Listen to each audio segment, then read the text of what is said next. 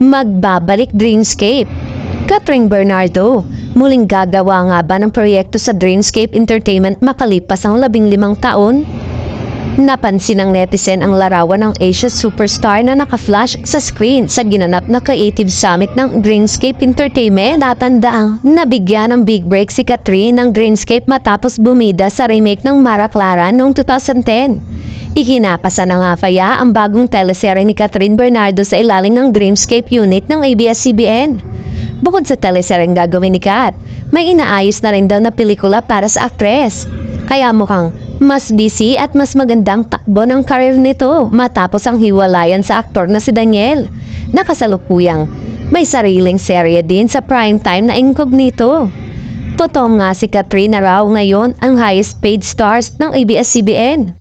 Siya naman ang pinaka-bankable star sa ngayon kaya deserve niya umano ang sunod-sunod na proyekto.